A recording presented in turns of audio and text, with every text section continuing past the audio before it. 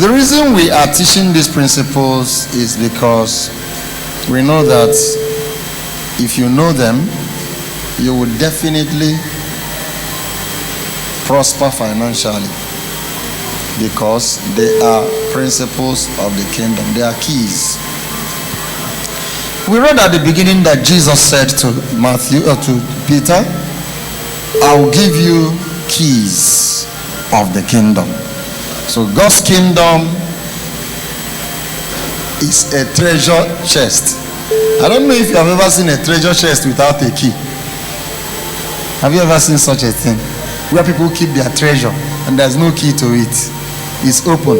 Anybody can go in, take what he wants and go away. Do you know where such thing exists? Have you seen the keys to the bank vault before?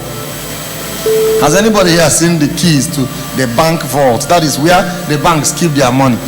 Has anybody seen the key? Long as this microphone. The key. You know why? And it's not one key, it's two keys. There's no vault with one key. They are usually with two or three keys.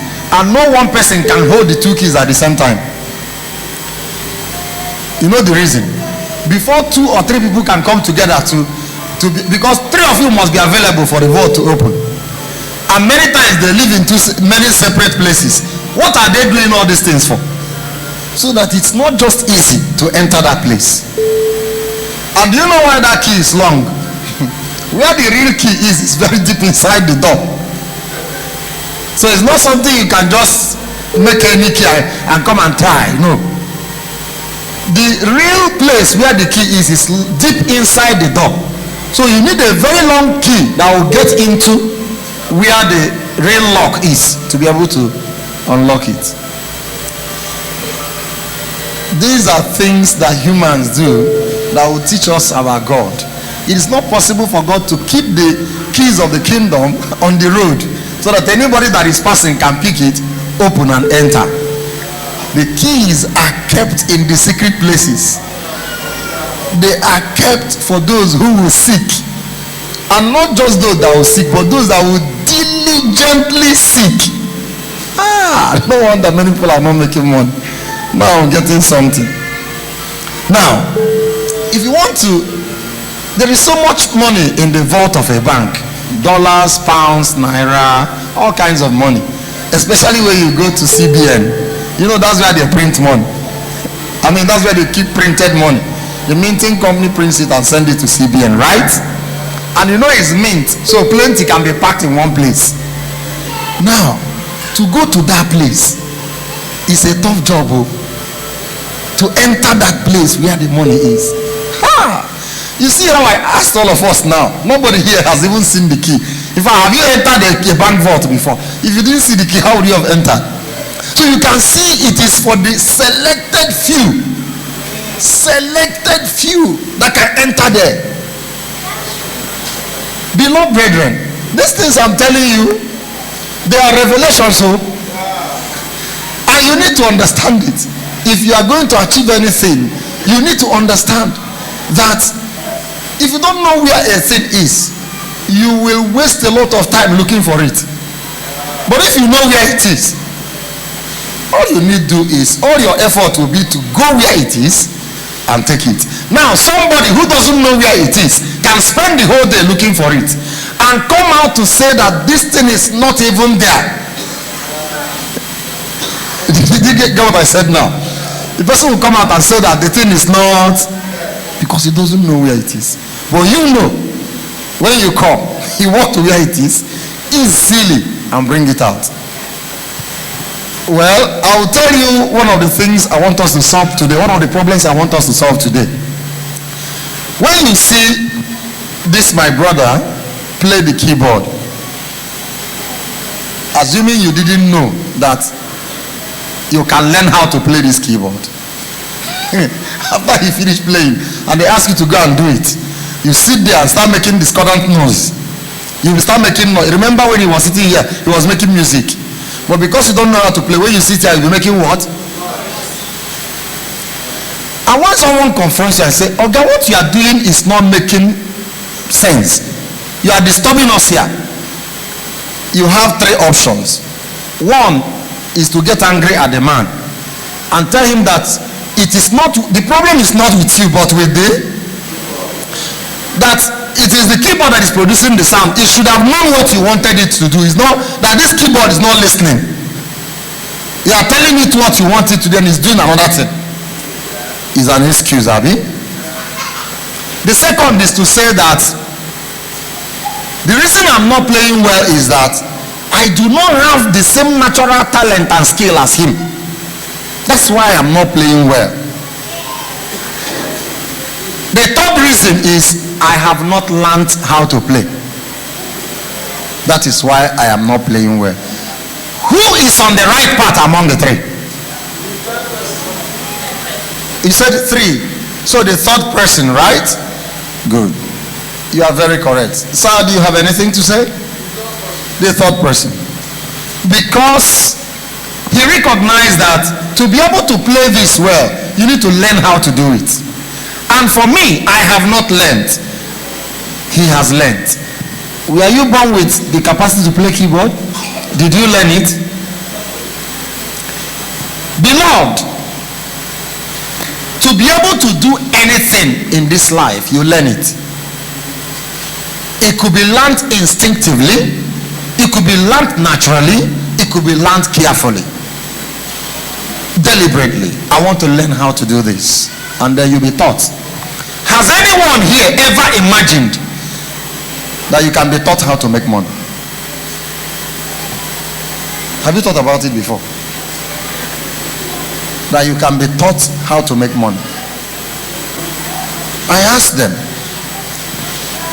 how come that when you want to do certain things in life, you go to train and ask someone who knows how to do it to teach you?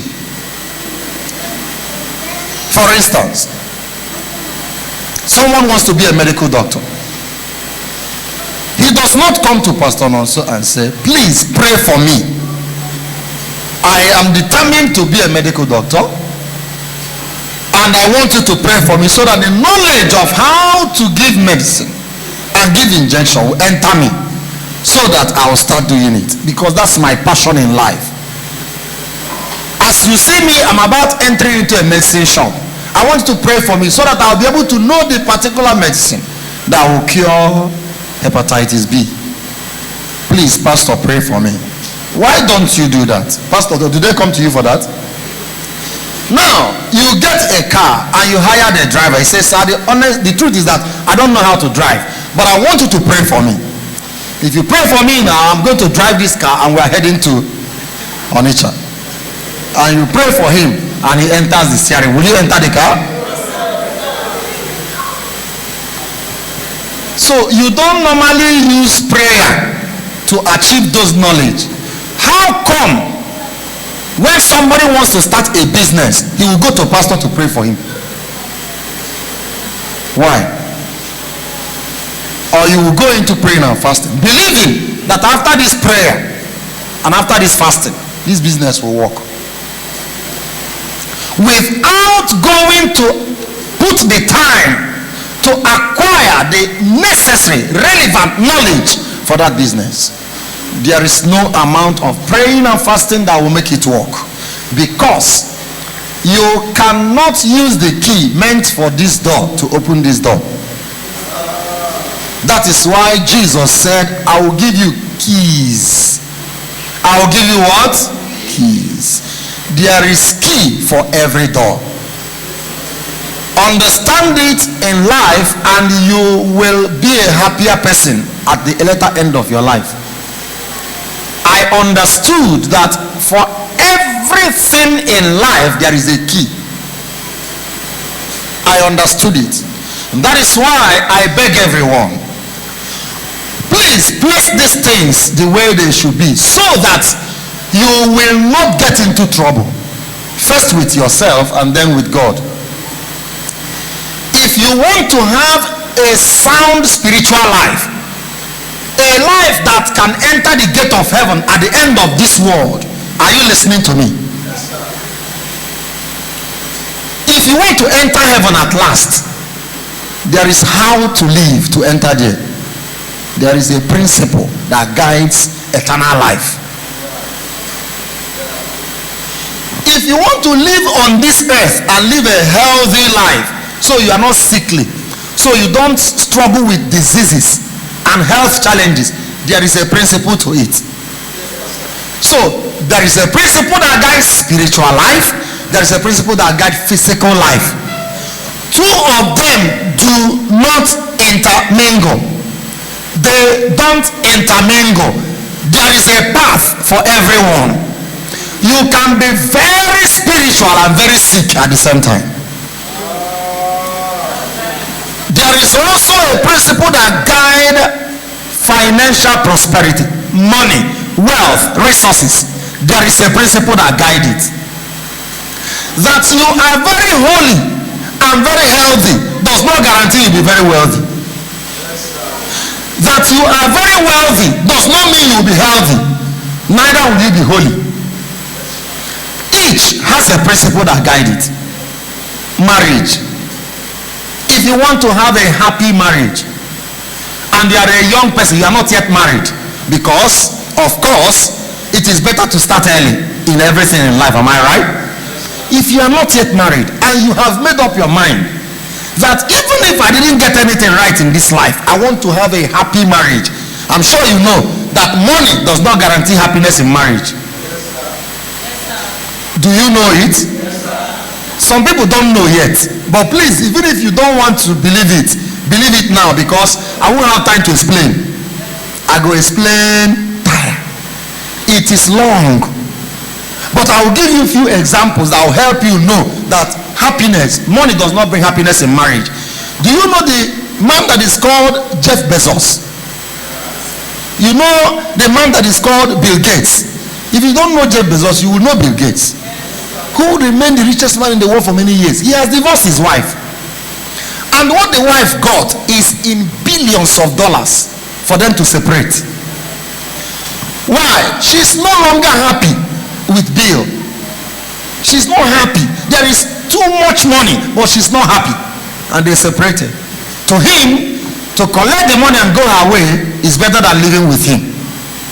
They have separated. And so are very many multi-billionaires having quarrels. Some of them will commit suicide because the life is useless to them with all the billions. Money will make marriage sweeter, not sweet. Did you hear that? Money will make marriage sweeter. If it was sweet. Money will make marriage very bitter if it was bitter. Because the basis of the quarrel every day will be money. What is the argument? How can you be giving me 1 million to cook soup? Meanwhile, I know you sent 2 million to that useless girl, and you are giving me 1 million. If you don't bring 3, you are not leaving this house. Meanwhile, the aboki that is the security man is playing with his wife at the backyard with the 50,000 that he's paying the aboki every month. Oga and madam are breaking the glass in the room while aboki and Amaria are enjoying themselves at the backyard in the BQ where they gave them. Is it not true? Finally, family, that is training your children so that they will become whom the Lord wants them to be and who you want them to be, has a principle that you have a happy marriage does not guarantee you have happy children.